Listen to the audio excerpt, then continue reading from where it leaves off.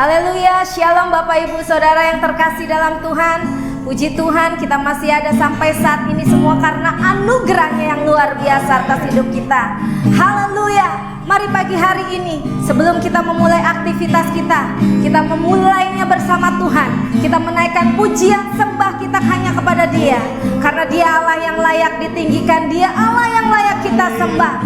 Dan kita percaya ketika kita menaikkan pujian penyembahan, kuasanya yang dahsyat, pengurapannya yang ajaib menyertai kehidupan kita dari hari ini sampai selama-lamanya. Haleluya. Mari kita persiapkan hati kita saudara.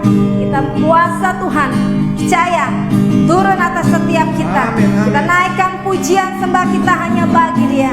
Haleluya. Mari naikkan syukur kita kepada Tuhan. Kami bersyukur sebab Engkau baik, sebab Engkau ajaib. Terima kasih Tuhan, Engkau baik. Haleluya.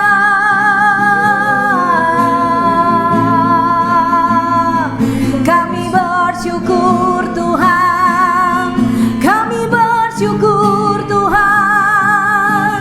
Kami tinggikan Engkau Allah Maha Besar. Haleluya. Terima kasih Engkau baik.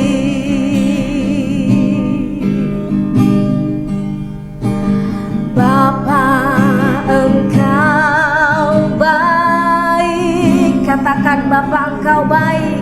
Bapa Engkau baik. Kau selalu baik kepadaku.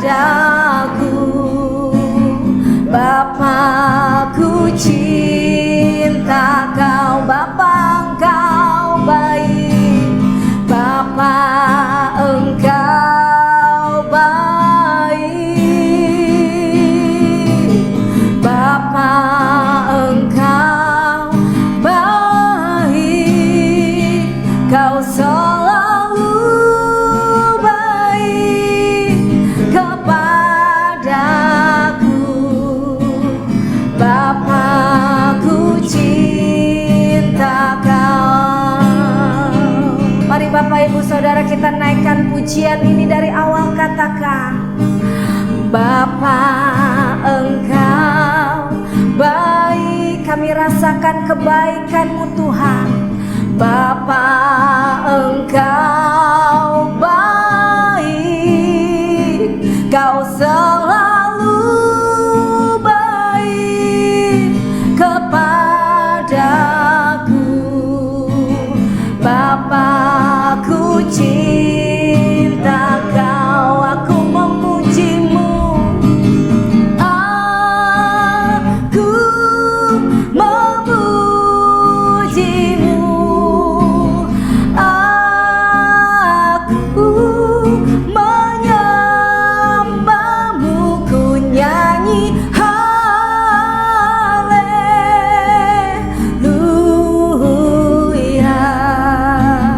Bapa, ku cinta Kau. Aku memuji-Mu.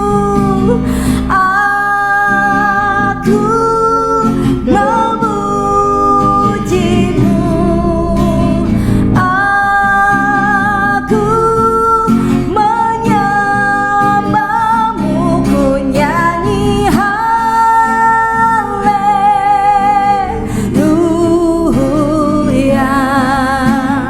Bapa, ku cinta Kau. Bapa, ku cinta Kau.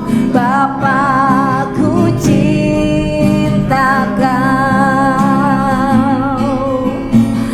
Bapa, ku cinta Kau.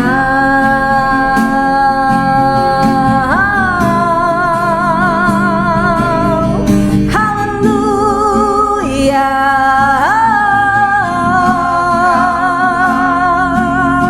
Kami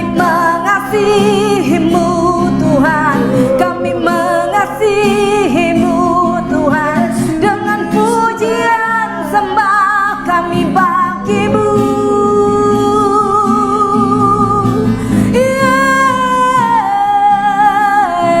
Yesus, ku cinta kau selamanya. Naikkan syukur sembah pujian bagimu Tuhan.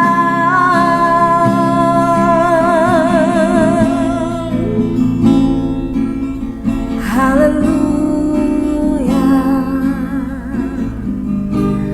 Ku naikkan syukurku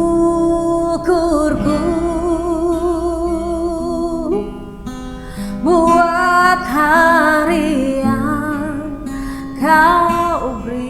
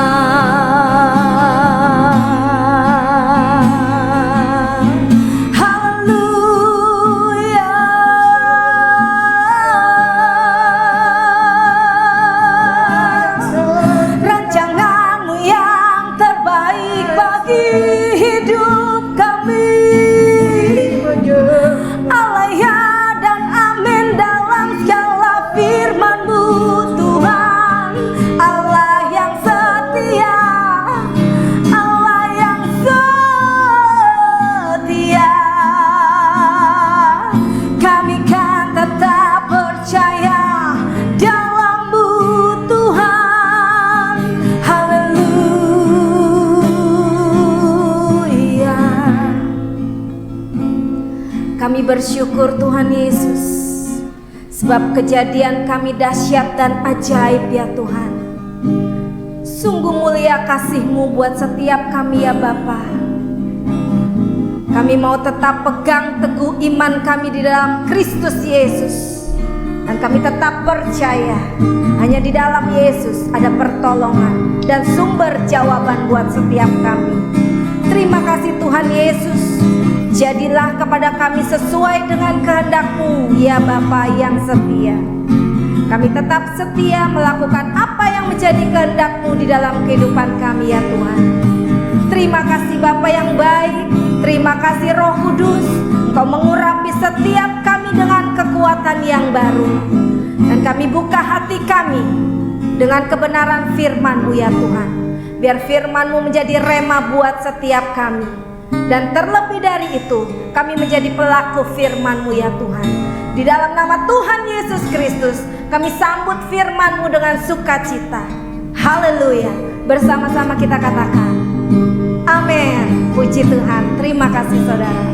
Haleluya. Shalom Bapak Ibu yang kekasih di dalam Kristus Yesus Tuhan. Kita bertemu lagi di dalam Gunung Tabor Ministry Channel. Gunung Tabor Ministry Channel ini adalah untuk semua kalangan, yang supaya berkat Tuhan bisa menyampai kepada seluruh umat manusia di permukaan bumi ini. Dan hari ini saya ingin menyampaikan satu firman Tuhan dengan tema hidup selalu mengucap syukur. Hidup selalu mengucapkan syukur. Mari kita sama-sama belajar hidup selalu mengucapkan syukur. Kita baca satu ayat firman Tuhan di dalam 1 Tesalonika 5 ayat ke-18. Demikian firman Tuhan, mengucap syukurlah dalam segala hal, sebab itulah yang dikehendaki Allah di dalam Kristus Yesus bagimu. Firman Tuhan katakan mengucap syukurlah. Mengucap syukurlah, ada kata lah. Lah ini adalah kata perintah. Seperti demikian, berdirilah, duduklah, jalanlah, ambillah, makanlah. Jadi lah ini adalah perintah. Tuhan perintahkan kita untuk mengucapkan syukur di dalam segala hal. Artinya apa? Senang, susah, sehat, sakit, kelimpahan, kekurangan, diberkati, belum diberkati, kita harus selalu mengucapkan syukur terus menerus. Nah, sekarang pertanyaannya, timbul pertanyaan buat kita, bila hidup kita diberkati, hidup kita kecukupan, segala macam kita ada, kelimpahan, sakit disembuhkan, kebutuhan dicukupin, semua disediakan, kita gampang mengucapkan syukur. Tapi sebaliknya, apabila sakit tidak sembuh-sembuh, keuangan terus minus, pandemi tidak berhenti, kita di PHK, mau bayar cicilan nggak bisa, mau bayar hutang nggak bisa, penderitaan silih berganti, pergumulan tidak ada henti-hentinya, masih bisakah kita mengucapkan syukur? Pertanyaannya seperti apa? Tuhan perintahkan kita harus mengucapkan syukur apapun keadaan kita. Timbul putus asa, tidak bisa, goyah iman kita, bagaimana? Tuhan perintahkan mengucap syukurlah dalam segala hal. Saya mau sampaikan kepada Bapak Ibu dan kepada pribadi saya, apa yang Tuhan perintahkan, dengar benar-benar, tidak pernah tidak Tuhan memberikan solusi atau jalan keluarga. Kalau Tuhan memerintahkan sesuatu, Tuhan pasti berikan solusi, berikan jalan keluarnya. Kalau Tuhan suruh perintahkan kita mengucap syukurlah, Tuhan pasti kasih jalan keluarnya. Apa jalan keluarnya? Sekarang kita baca. Jalan keluarnya adalah Kolose 2 ayat 7. Kolose 2 ayat 7 berkata, hendaklah kamu berakar di dalam Dia. Dianya huruf besar, artinya berakar di dalam Yesus, dan dibangun di atas Dia, dibangun di atas Yesus. Hendaklah kamu bertumbuh teguh, bertambah teguh di dalam iman yang diajarkan kepadamu, dan hendaklah hatimu limpah dengan syukur. Ini jawabannya. Tuhan perintahkan kita mengucap syukur, kita dikasih kunci jawabannya. Kita harus bertumbuh, berakar di dalam Yesus. Jadi Kolose 2 ayat 7, kalau kita bisa pilahkan, ada 3 hal yang penting untuk menjadi jawaban kita untuk mengucapkan syukur dalam segala hal. Pertama, berakar di dalam Dia. berakar di dalam Yesus. Yang kedua, dibangun di atas Dia, dibangun di atas Yesus. Yang ketiga, teguh dalam iman yang telah diajarkan. Artinya memiliki iman yang teguh kepada Yesus Kristus Tuhan Allah kita. Yang pertama, berakar di dalam Yesus. Apa sih artinya berakar di dalam Yesus itu? Kalau kita semua ini paham, tahu bahwa tumbuh-tumbuhan hidup itu khususnya karena akar. Kalau akarnya mati, akarnya tidak diberi asupan, tidak diberi nutrisi, maka tumbuhan itu akan mati. Jadi akar itu adalah yang terpenting dalam kehidupan setiap tumbuh-tumbuhan. Seperti contohnya yang pernah diserahkan oleh bapak-bapak hamba-hamba Tuhan. Bagaimana pohon korma itu ditanam? Dia harus ditanam di pasir, digali, ditindih oleh batu supaya akarnya bisa menembus ke bawah. Setelah akarnya kuat, dia bisa kuat ke atas, menggulingkan batu itu. Sama, kita itu harus berakar dalam Yesus. Artinya apa? Kalau kita baca firman Tuhan dengan sungguh-sungguh di dalam kitab Matius, Markus, Lukas, itu ada perumpamaan seorang penabur. Berakar di dalam Yesus itu kita menjadi tanah yang subur. Bukan tanah yang di pinggir jalan yang dimakan burung, bukan yang terhimpit oleh tumbuh-tumbuhan, oleh ilalang, tapi yang subur, yang berbuah banyak, 30 lipat, 60 kali lipat, dan 100 kali lipat. Itu nanti dibaca. Itu yang namanya berakar di dalam Yesus. Berakar di dalam Yesus itu artinya hidup kita dipimpin oleh Roh Kudus. Karena Yesus berdaulat atas hidup kita. Manusia hidup kan terdiri dari jiwa, tubuh, dan roh. Kita tidak boleh hidup dipimpin oleh jiwa, karena jiwa tubuh kita pertama. Tubuh kita itu panca indera. Kalau kita dipimpin panca indera, kita akan hancur. Kita akan jadi manusia daging. Kita akan jadi manusia rakus, hanya mikirin kebutuhan daging. Dan kita juga nggak boleh dipimpin oleh jiwa kita. Jiwa itu akal pikir, akal budi, nafsu. Dan itu kurang bagus, tidak benar. Oleh sebab itu kita harus dipimpin oleh roh. Itu yang namanya kita harus hidup. Nah, biarlah kuasa Roh Kudus itu memimpin kita. Artinya hidup dipimpin oleh Roh Kudus. Kalau kita baca di Galatia 5 ayat 25, jika hidup kita dipimpin oleh roh, maka kita hidupnya harus dipimpin oleh roh. Kita harus dipimpin benar-benar oleh roh. Itulah. Itu contoh sangat sederhana gitu loh. Kalau kita dipimpin oleh roh, kita nggak akan mudah terjerumus, kita tidak akan mudah jatuh. Kita tidak akan mudah tergoyah. Kalau kita dipimpin oleh jiwa kita, akal budi kita, nafsu kita akan punya kepahitan, iri, dengki, dan sebagainya, serakah. Tapi kalau roh tidak bisa. Roh itu adalah iman, pengharapan, dan kasih. Roh itu adalah Kristus, hati nurani. Karena dikatakan di dalam Alkitab bahwa Allah kita adalah roh.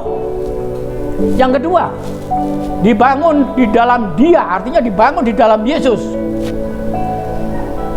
Kalau kita lihat kembali dalam perumpamaan di dalam Lukas 6, itu Tuhan perumpamakan dibangun, orang mendirikan rumah yang dibangun di atas pasir atau di atas batu.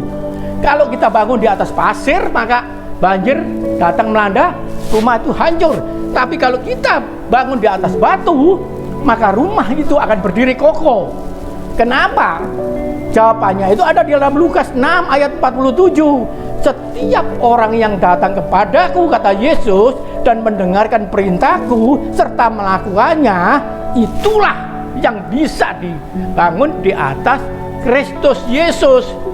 Jadi kita dibangun di atas Kristus, artinya kita itu melakukan perintah Tuhan, melaksanakan perintah Tuhan yang kita dengarkan. Apa yang Tuhan perintahkan, apa yang Tuhan suruhkan, kita lakukan. Kalau kita mendengarkan perintah untuk kita lakukan, itu artinya apa? Kita taat, kita memiliki ketaatan. Karena yang diperintahkan, itu kita dengarkan, perintahnya kita lakukan, artinya kita taat kepada yang berperintah. Dan taat itu apa sih? Pelaksanaan taat itu apa? Menjadi saksi. Bukan sekedar bersaksi, menjadi saksi Kristus. Setiap kita, setiap orang percaya, anak-anak Tuhan, pasti pernah merasakan kebaikan Tuhan. Bahkan berulang-ulang kali, bahkan berkali-kali. Nah, apa saja kebaikan Tuhan yang Tuhan sudah berikan, itu saksikan. yang kita alami, kita dengar, kita lihat, bukan yang katanya, bukan reporter ya, tapi yang betul-betul kita lihat, kita rasakan, betul-betul kita nikmatin. Nah, itu saksikan, sekecil apapun, pasti semua pernah merasakan kebaikan Tuhan. Ingat gak Kisah Rasul 1 ayat 8? Apa kata Tuhan? Jadilah saksiku di Yerusalem, Yudea, Samaria sampai ke ujung bumi. Jadi jelas kan, mengucapkan syukur selalu, hidup mengucapkan syukur selalu, itu adalah hidup yang taat, menjadi saksi Kristus. Tuhan sudah kasih tahu caranya. Jadi jangan ragu-ragu lagi, jadilah saksi Kristus apapun. Dibangun di atas Yesus itu artinya jadi saksi Kristus, taat. Yang ketiga, bertambah teguh di dalam iman yang telah diajarkan. Artinya memiliki iman yang semakin teguh, iman yang makin sungguh-sungguh di dalam Yesus. Semua sudah hafal Roma 10 ayat 17. Iman timbul dari pendengaran, dan pendengaran akan firman Tuhan. Kalau Bapak, Ibu, Saudara-saudara menjadi anak-anak Tuhan, tidak pernah baca firman Tuhan, tidak pernah dengarkan firman Tuhan, hanya seminggu sekali di gereja, maka kapan kita memiliki iman? Pertanyaan itu harus kita jawab sendiri. Berapa banyak kita sudah baca Alkitab? Berapa banyak kita renungkan firman Tuhan? Berapa banyak kita lakukan firman Tuhan? Sehingga kita bisa memiliki iman. Karena Tuhan perintahkan mengucapkan syukur di dalam segala hal. Itu kita harus memiliki iman yang teguh. Kalau kita nggak memiliki iman yang teguh, kita nggak akan mampu. Jadi luangkan waktu. Kalau Tuhan 24 jam memberkati kita, menyertai kita, kita juga harus menyiapkan waktu untuk kita merenungkan, membaca, untuk melakukan firman Tuhan. Ingat, orang yang sungguh-sungguh membaca, merenungkan, melakukan firman Tuhan, itu pasti mereka akan menerima mujizat yang luar biasa. Karena mujizat terjadi hanya karena iman. Tanpa iman, firman Tuhan mengatakan tidak ada mujizat yang terjadi. Jadi semua mujizat terjadi karena iman. Saya kasih contoh sederhana yang kitab Markus. Semua orang sudah hafal masalah perempuan yang pendarahan 12 tahun, yang sudah menderita dengan segala macamnya. Kita kalau tahu secara ekonomi, dia sudah melarat, miskin, habis. Secara fisik dia sudah letih, lemah, lesu, tidak berdaya. Secara keibuan, dia sudah tidak bisa melahirkan, tidak bisa punya anak. Secara seksual, dia tidak bisa berhubungan dengan suaminya. Secara rohani, dia dikucilkan. Dia tidak boleh masuk bait Allah. Secara hubungan masyarakat, dia tidak bisa ketemu siapa-siapa. Kasihan sekali. Tetapi apa yang dia bilang? Dia memiliki iman yang teguh di dalam Yesus. Asalku jamah saja jubahnya, asalku jamah saja, aku akan sembuh. Jawaban Yesus apa? Imanmu telah menyelamatkan. Pergilah dan sembuhlah dari penyakitmu. Jadi kita belajar. Sekarang apa masalah saudara? Apa masalah kita? Sakit penyakit, ekonomi, keuangan, pekerjaan, masalah keluarga. Memiliki iman yang teguh dalam Yesus. Artinya, memiliki iman yang teguh dalam Yesus, fokus hanya kepada Yesus. Fokus hanya kepada Yesus. Jadi bukan kepada siapa-siapa, bukan ke masalah kita, tapi fokusnya hanya kepada Yesus. Tidak peduli sakit penyakit kita, tidak peduli masalah kita, tapi iman yang teguh hanya fokus pada Yesus. Fokus hanya kepada Yesus. Fokus pada Yesus dengan berani bayar harga.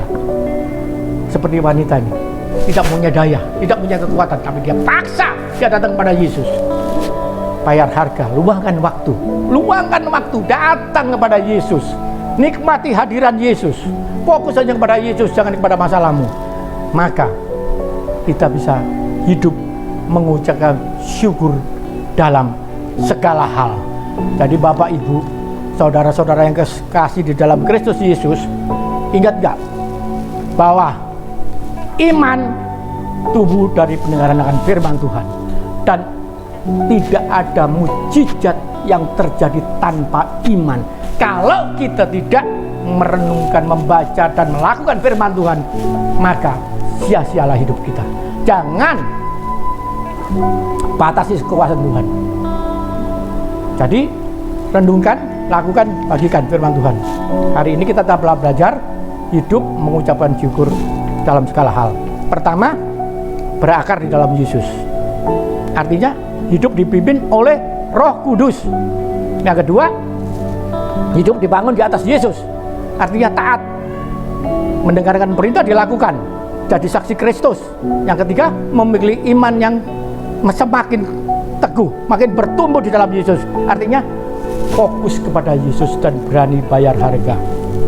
Kiranya renungan firman Tuhan ini boleh menjadi pedoman kita untuk kita selalu hidup mengucapkan syukur selalu kepada Tuhan. Terima kasih, Tuhan Yesus memberkati. Mari kita sama-sama berdoa. Allah Bapa, Allah Putra, Allah Roh Kudus yang kami sembah di dalam nama Tuhan Yesus. Terima kasih Tuhan, biarlah firman-Mu Tuhan tidak sia-sia Tuhan, tapi melaksanakan sesuai dengan perintah-Mu dan berhasil sesuai dengan rencana-Mu Tuhan. Siapapun yang sudah mendengarkan dan melihat renungan ini Tuhan, biarlah Engkau berkati Tuhan, dimanapun kami berada, dimanapun mereka berada Tuhan, berkat yang sama akan Engkau curahkan. Terima kasih Tuhan, terima kasih. Biarlah firman-Mu sampai ke ujung bumi Tuhan, karena Engkau yang dimuliakan, diagungkan, tidak ada yang lain Tuhan. Satu-satunya Allah yang hidup, yang kami sembah, yang Allah yang kami rindukan setiap hari ada dalam kehidupan kami. Biarlah kami bisa Tuhan hidup selalu mengucapkan syukur dalam hal segala hal, kami selalu mengucapkan syukur karena itu yang Engkau ajarkan. Terima kasih Tuhan, berkati kami semua, berkati Gunung Tabor Ministry Tuhan. Bapak Ibu yang kekasih, pada akhirnya arahkan hatimu, angkat kedua tanganmu, pandanglah dengan iman, terimalah berkat yang besar dari Allah Bapa, kasih karunia dari Tuhan Yesus Kristus, persekutuan yang manis dan pertolongan dari Roh Kudus menyertai kita mulai hari ini sampai Maranatha Tuhan Yesus datang kembali kedua kalinya, bahkan sampai kekal selama-lamanya. Haleluya, amin.